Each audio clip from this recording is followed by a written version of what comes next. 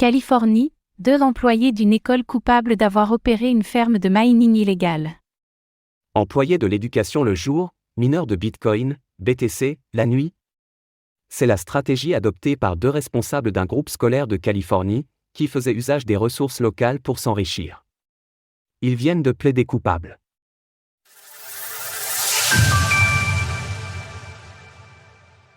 Une ferme de mining secrète placée dans une école.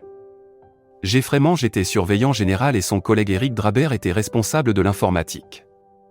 Les 2 hommes ont conduit plusieurs activités illégales au sein d'un groupe scolaire local, qui compte plusieurs écoles.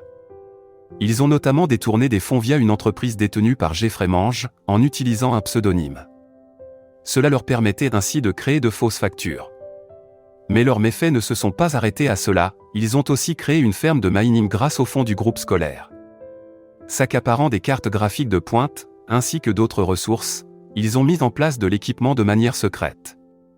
Le district dans lequel opéraient les 2 hommes comporte 10 écoles, mais on ne sait pas quelle était l'ampleur de cette opération. La manœuvre a augmenté de manière drastique la consommation d'électricité du groupe scolaire. Rénovation, voitures de luxe et achats personnels.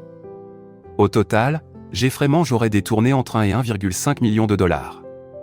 Quant à Eric Drabert, il serait reparti avec 250 000 à 300 000 dollars. Les 2 hommes auraient utilisé ces fonds pour des rénovations et des voitures de luxe, parmi d'autres achats. On ne connaît pas la somme en crypto-monnaie qui a été générée par les opérations de minage. Jeffrey Mange et Eric Drabert ont tous les 2 plaidé coupables il y a quelques jours.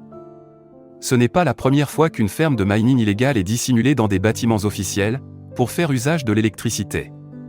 Toujours aux États-Unis, un homme habitant le Massachusetts avait été arrêté pour avoir caché de l'équipement de mining dans un lycée. En Pologne, ce sont des employés de la Cour suprême qui avaient eu la même idée. La pratique illégale semble donc avoir fait des émules. Source: US Attorney's Office, Eastern District of California. Retrouvez toutes les actualités crypto sur le site cryptost.fr.